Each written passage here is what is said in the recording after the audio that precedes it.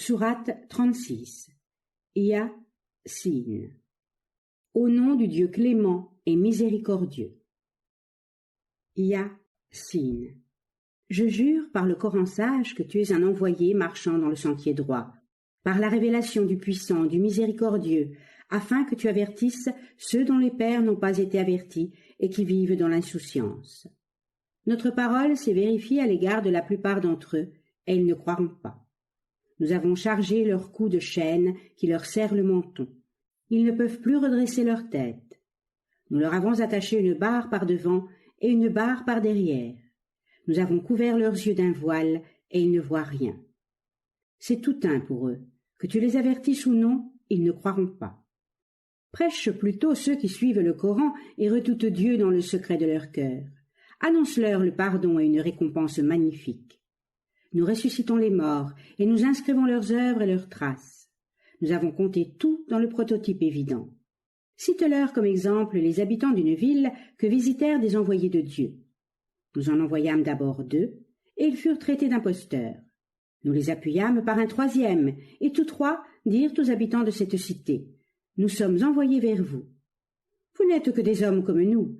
Le miséricordieux ne vous a rien révélé. Vous n'êtes que des imposteurs. » Notre Seigneur, répondirent-ils, c'est bien que nous sommes envoyés vers vous. Nous ne sommes chargés que de vous prêcher ouvertement. Nous avons consulté le vol des oiseaux sur vous, et si vous ne cessez pas de nous prêcher, nous vous lapiderons. Nous vous réservons une peine terrible. Les envoyés répondirent, votre mauvais sort vous accompagne, quand même on vous avertirait. En vérité, vous êtes un peuple livré aux excès. Un homme, accouru de la partie la plus éloignée de la ville, leur criait, ô mes concitoyens, croyez à ces envoyés. Suivez ceux qui ne vous en demandent aucune récompense, et vous serez dans la droite voie. Pourquoi n'adorerais-je pas celui qui m'a créé et à qui vous retournez tous? Prendrais-je d'autres dieux que lui? Si le miséricordieux veut me faire du mal, leur intercession ne me sera d'aucune utilité. Ils ne sauraient me sauver. Je serais dans un égarement évident si je les adorais. J'ai cru à votre Seigneur. Écoutez-moi. Il fut lapidé. Après sa mort, on lui dit « Entre dans le paradis. Ah, si mes concitoyens savaient ce que Dieu m'a accordé et comme il m'a honoré !» Nous n'envoyâmes point contre cette cité ni armée du ciel ni d'autres fléaux que nous envoyons contre les autres. Un seul cri se fit entendre et ils furent anéantis. Que mes serviteurs sont malheureux. Aucun apôtre n'est venu vers eux qui ne l'eussent pris pour l'objet de leur raillerie. Ne voient-ils pas combien de générations nous avons détruites avant eux? Ce n'est point à eux, aux faux dieux, qu'ils retourneront. Tous, réunis, seront amenés devant nous. Que la terre morte de sécheresse leur serve de signe de notre puissance. Nous lui rendons la vie et nous en faisons sortir des grains dont ils se nourrissent.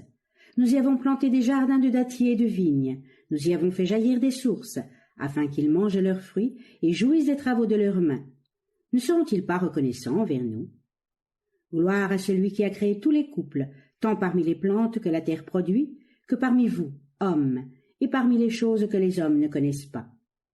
C'est un signe que la nuit, lorsque nous en retirons le jour, et que les hommes sont enveloppés dans les ténèbres. C'est un signe aussi que le soleil qui court jusqu'à sa retraite, tel a été l'arrêt du puissant, du sage. Et la lune, nous avons établi pour elle des stations au point qu'elle devient comme une vieille branche de palmier recourbée. Il n'est point donné au soleil d'atteindre la lune, ni à la nuit de devancer le jour. Chacun de ces astres se meut dans une sphère à part. Que ce soit aussi un signe pour eux que nous portâmes la postérité des hommes dans un vaisseau rempli de tout, et que nous créâmes d'autres pareils à ce vaisseau qu'ils montent. Si nous le voulons, nous les noyons dans les mers. Ils ne sont sauvés, ils ne sont délivrés que par notre grâce, et ce, pour les faire jouir quelques instants encore de ce monde. Lorsqu'on leur dit « Craignez ce qui est devant vous et derrière vous, afin d'obtenir la miséricorde divine », ils n'en tiennent aucun compte. Il ne leur apparut aucun signe d'entre les signes de Dieu dont ils n'eussent détourné leurs yeux. Si l'on dit « Faites l'aumône des biens que Dieu vous accorde », les infidèles disent aux croyants « Nourrirons-nous ceux que Dieu nourrirait lui-même s'il le voulait ?» Certes, vous êtes dans un égarement évident. Ils disent encore « Quand donc s'accomplira cette menace du châtiment? Dites-le si vous êtes sincères. » Qu'attendent-ils donc? Est-ce un seul cri parti du ciel pendant qu'ils seront à disputer? Ils ne pourront ni disposer par leur testament, ni retourner auprès de leur famille. On sonnera la trompette, et ils sortiront de leur tombeau, et ils accourront en toute hâte auprès du Seigneur. Malheur à nous, s'écrieront-ils, qui nous a extraits de ces lieux de repos? Voici venir les promesses de Dieu. Ses envoyés nous disaient bien la vérité. Il n'y aura qu'un seul cri parti du ciel, et tous les hommes rassemblés comparaîtront devant nous. Dans ce jour, pas une seule âme ne sera traitée injustement. Ils ne seront rétribués que selon leurs œuvres. Dans ce jour, les habitants du jardin, du paradis, se livreront à des transports de joie. En compagnie de leurs épouses, ils se reposeront à l'ombre, assis commodément dans des fauteuils. Ils y auront tout ce qu'ils demanderont. Salut sera la parole qu'on leur adressera de la part de leur Seigneur le miséricordieux. Ce jour-là, vous serez séparés, ô infidèles. N'ai-je point stipulé avec vous, ô enfants d'Adam, de ne point servir Satan? Il est votre ennemi déclaré. Adorez-moi, c'est le sentier droit. Il a séduit une grande partie d'entre vous. Ne l'avez-vous pas compris? Voilà la géhenne qu'on vous promettait. Aujourd'hui, chauffez-vous à son feu pour prix de vos œuvres. Aujourd'hui, nous apposerons un sceau sur leurs lèvres. Leurs mains nous parleront seules, et leurs pieds témoigneront de leurs actions. Si nous voulions, nous leur ôterions la vue. Ils s'élanceraient alors précipitamment sur le chemin. Mais comment le verront-ils? Si nous voulions, nous le ferions changer de forme. Ils ne sauraient ni marcher en avant, ni revenir sur leurs pas. Nous courbons le dos de celui dont nous prolongeons les jours. Ne le comprennent-ils pas? Nous ne lui, à Mohammed, avons pas enseigné la poésie, elle ne lui sait pas, et ce livre, le Coran, n'est qu'un avertissement et une lecture claire, pour avertir les vivants et pour que la sentence portée contre les infidèles soit exécutée. Ne voit-il pas que, parmi les choses formées par nos mains, nous avons créé les animaux pour eux, et qu'ils en disposent en maîtres? Nous les leur avons soumis, ils en ont fait des montures de quelques-uns, et se nourrissent d'autres. Dans ces animaux, ils trouvent de nombreux avantages. Ils y trouvent de la boisson, leur lait. Ne seront-ils pas reconnaissants envers nous? Ils adorent d'autres divinités que Dieu pour obtenir leur assistance. Mais elles ne sauraient les secourir.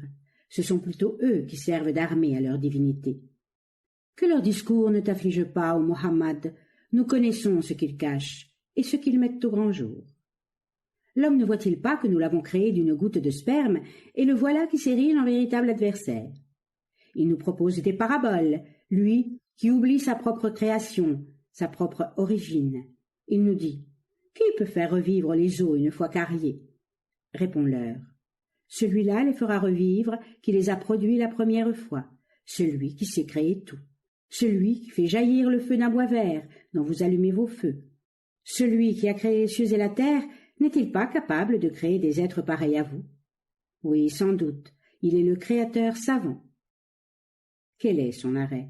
Lorsqu'il veut qu'une chose soit faite, il dit « soit », et elle est. Gloire à celui qui dans ses mains tient la souveraineté de toutes choses. Vous retournerez tous à lui.